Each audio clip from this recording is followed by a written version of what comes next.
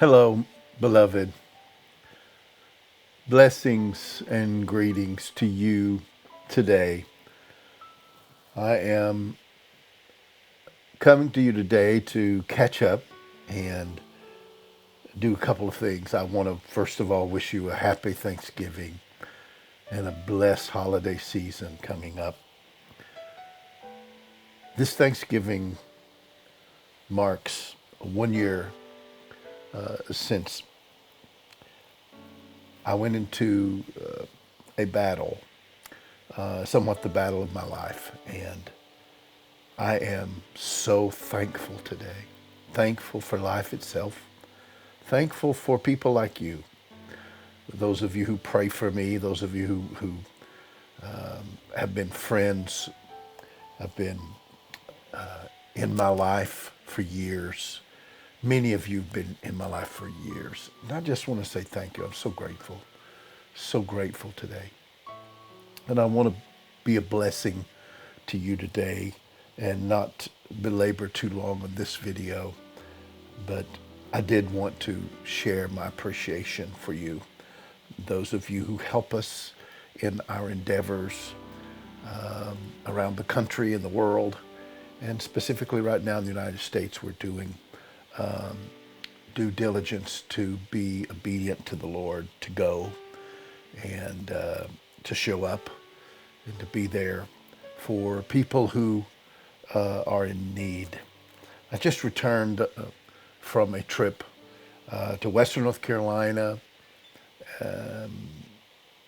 to, of course, check on my parents, my elderly parents, whom I love, and I'm so glad that they're good and they came through the storm that that ravaged so many counties in Western North Carolina and Eastern Tennessee and parts of Georgia as well. But this last trip, it was a week ago, a little over a week ago. And I've been back just really taking stock of what God showed me and what happened. And I have some video and some pictures to share with you today. And we'll talk a little bit about what happened and what I did last weekend. But I just want to pray over all of you over this Thanksgiving. And I just want you to be aware of how precious life is. And, in the last year, I have had somewhat of a sabbatical. Really, it has been a sabbatical. I have tried to do some ministry. I did a little bit of ministry, but not much. And it's been pretty much a sabbatical for me. So I've not been going out. I've been really in the process of healing. And I am just so grateful. So grateful to the particular people God put in my life to help me physically to move into what my body was was craving for me to do, and that is to be more in a natural state versus just having pharmaceuticals to try to get me along. But I'm grateful right now to any and everyone who played a part in that journey. But I am now very healthy and my numbers are excellent, and I give God the credit because He leads us right into beside the still waters, and I've been in that still place, and so I have been released, and I am now moving out into that that apostolic sphere that I've been called to go. And so thank you for praying. Thank you for supporting us. And I really mean that. Thank you. Many times you make the difference like you don't even realize. And so thank you for that. Our trip began last weekend as I traveled into Western North Carolina, and I had been invited to to a unique situation on the eastern band of the Cherokees on the reservation there. which I was raised around that area, and yet I had not ministered there much at all in my time when God released me to start to minister to First Nations people. It was more on the western side of the United States in the western tribes and Northwest. And now God has seen fit to open that up, and so I was invited, and so I did go along with a friend of mine. The two of us felt like we were being asked of the Lord to do this, and I know that many people would not maybe agree or encourage me to go and do something like this because I'm just a year out from, dealing with some things with my heart. But I really labored in prayer over this, and God said, do it. And I said, Lord, you're going to have to help me understand how what I'm to do here. And the invitation was to go and sit with a traditional medicine man, a traditional shaman, if you please, and who believes in the Indian religion, and to sit and to be with them in a traditional setting. And I've done this before, but not at this level, and not with all the mystery involved of what could happen.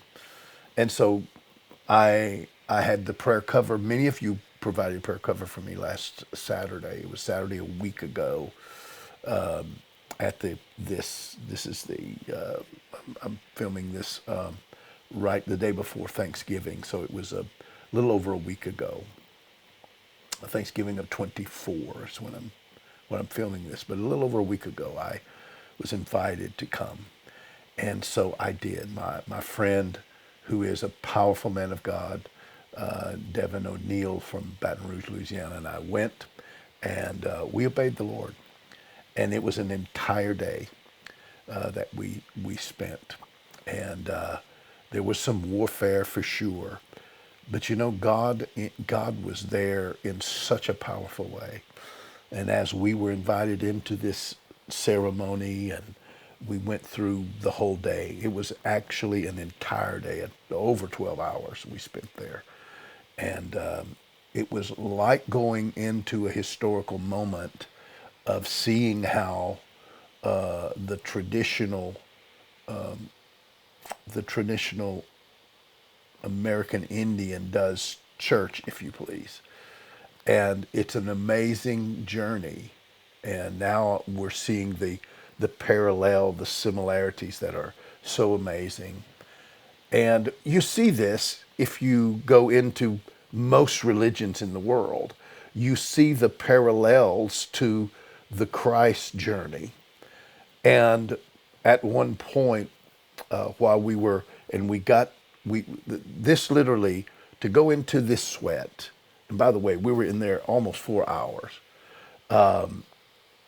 Just amazing how God brought me to and through this. But the conversation before and after with this traditional man was absolutely amazing, and how God just honored our openness, because that was the ticket to get to talk, was that will you come to my place? I learned this originally when I was faced with sitting with a Maori man. That's a Maori from New Zealand, the traditional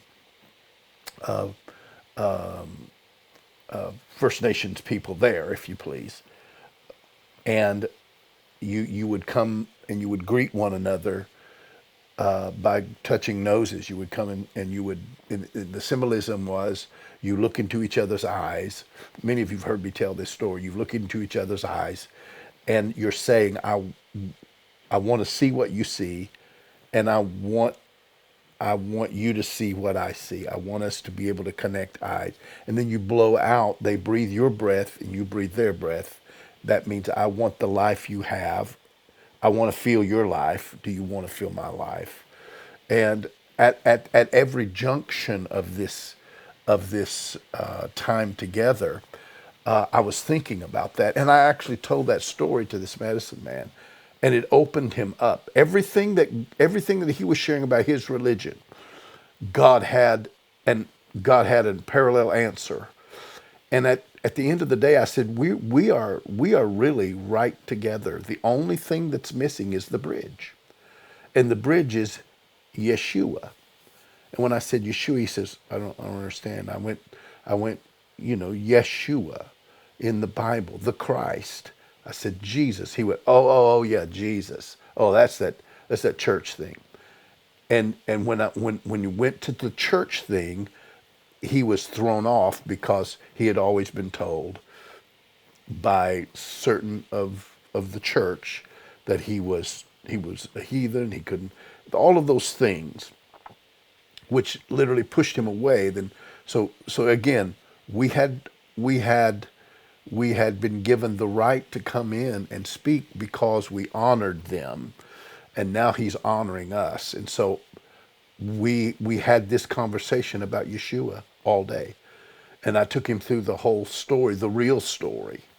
And I just want you to know that's the things that God has challenged me to do, is to go further than just inviting them to the church piece, but go into theirs and show them who Christ is, and be the Christ on this earth that they've never seen. And so, as I've been talking, certainly you've been seeing some of that, and you'll see it at the end as my friend and I are standing with him. But that ended late on Saturday evening in Cherokee, and we were tired for sure.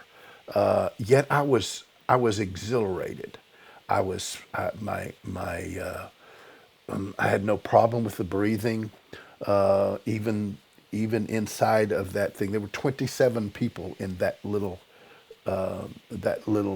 sweat that you see there. And yet God, my friend and I were praying in the spirit.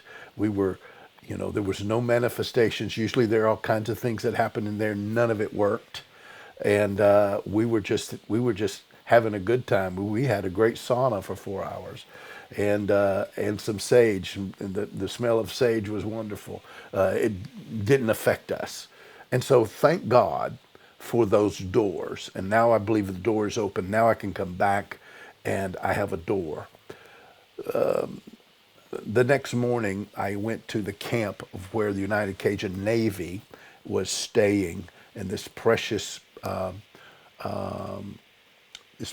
man and I believe his wife, they own a Christian camp where you can come and camp, pull your camper, and they have opened their doors to this amazing group of people who began in the Katrina time of Katrina in Louisiana. They began their relief organization then. They've been doing relief now, and they're just amazing people. That was their camp. It happened to be where my friend was staying. God just opened this door supernaturally. And so I met them late on Saturday night. They asked me, would you come back in the morning? So last Sunday morning, the Sunday I was there, I went back early and I prayed with them. I'm praying with them for their journeys, prayed over them, and then I was asked to go to a new area that they had just found, that literally was like day one of the storm. There were 50 some days into the storm, and there are still areas that have not really been touched as of much. And so I was asked if I could go, and I did. And it was over in the eastern Tennessee area that borders western North Carolina. And so we had to go way around because the roads are still closed. And so I made my way there, and here's a few of the slides and some of my journey there.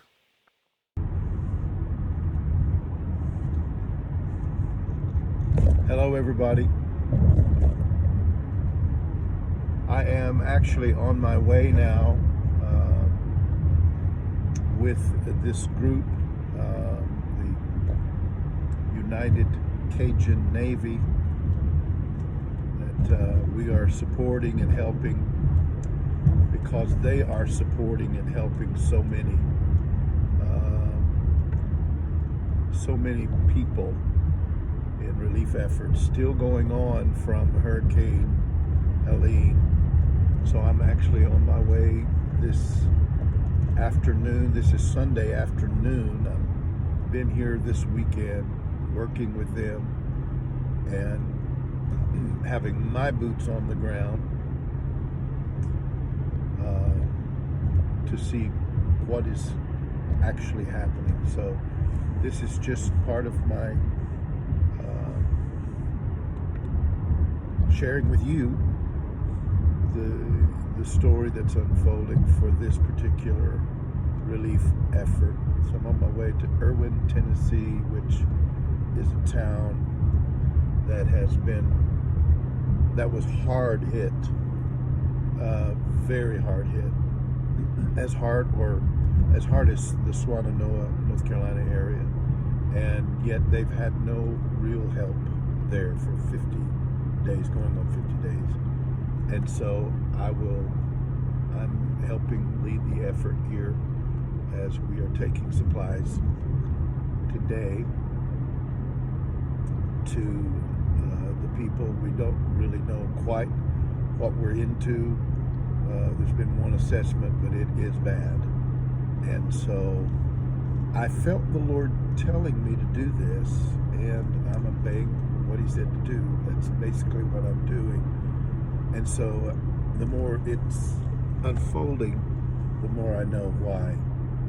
So even this morning, I ministered to the crew there at one of their main stations of relief in Western North Carolina. Ministered to them, prayed for them, and got to know them. Been helping today, getting my hands in, even greasy, working on vehicles, doing different things. So I will give you another report when we get there today. Just pray for me, and thank you for supporting the relief efforts as the stone is helping for this time and season that God is saying do this. So thank you again. God bless. Look at this. Look at this destruction. These poor people. They just happen to live on this river. And this is what they got.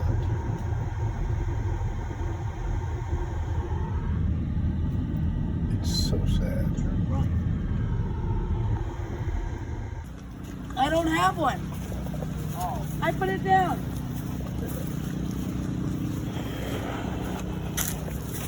So, this house was 18 inches deep in mud. That house is 18 inches deep in mud. Hello.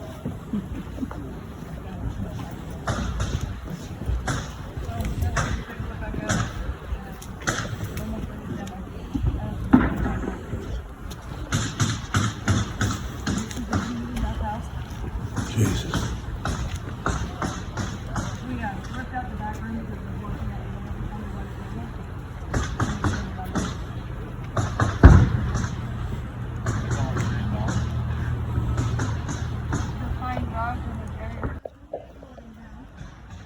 So the piles of these houses are still burning, they're spontaneously combusting. The majority of these homes and the people in this little valley are seniors. Pretty much all seniors. Hey guys, this is just got a report of humans remains. Kind of staying back, but This is what you deal with. There's still not found a lot of people here.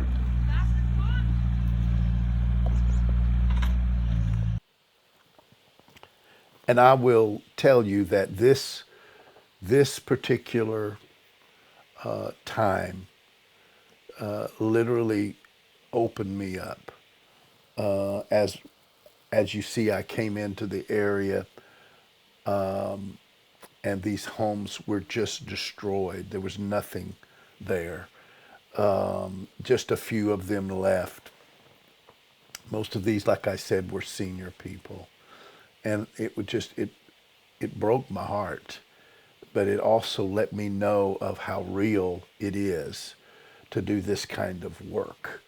And so my hat goes off to the United Cajun Navy and all of those who are are literally laying down their lives. The Bible says, "No greater love hath a man than he laid down his life for his friend," and I really believe that, and I could see it. And I mean, these people weren't they weren't they weren't your standard church goer, etc. But they had the love in their heart to do something. And again, these are all setups for the bridge of the gospel and to love on people. And the door was open for me to love them and tell them, that this is a message that's older than them. It's a message of saving someone, putting yourself first, putting yourself last, putting the other person first.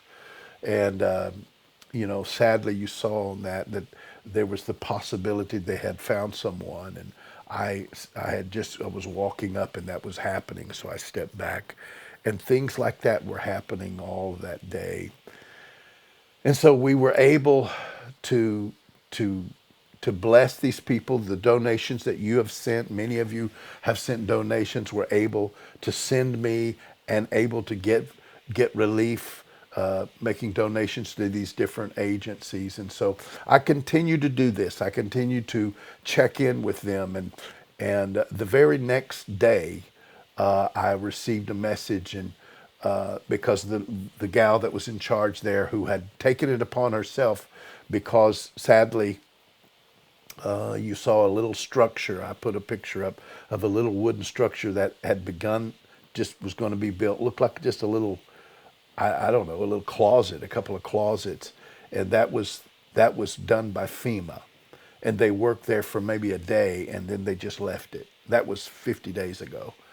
They said they ran out of money, but on downstream or upstream on that river, they did all kinds of work, and sadly, this particular area were very poor people, seniors, elderly people, very poor people, and they didn't get the help from our government that I believe they should have, and everyone there.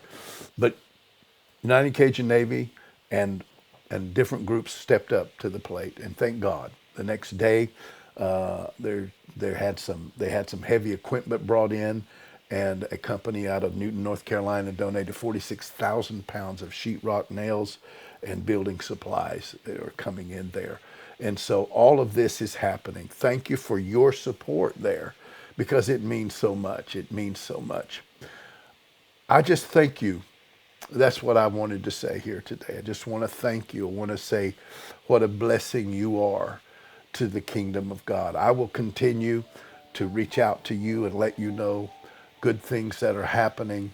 But I'm looking forward to a new year. And I'm looking forward to a great time with family and friends this holiday season. And I bless you. And I bless all of your family and those that have been a part of this ministry and our ministry to the Native Americans and beyond. Thank you for your support. And if you'd like to give, you can do that. Give a Thanksgiving offering would be a blessing at this season as we have stretched ourselves. And we will continue to sow and to be a blessing into those that God leads us to. And so we'd love to hear from you. The Lord bless you and keep you. And that's our prayer, that he causes his face to shine upon you and he gives you great, great peace. and rest even in this season. I love you, and I'm thankful for you. Like I said, don't be a stranger. Let me know. Let me hear from you. I want to hear from all of you, and let me know how you're doing. We're praying for you. God bless.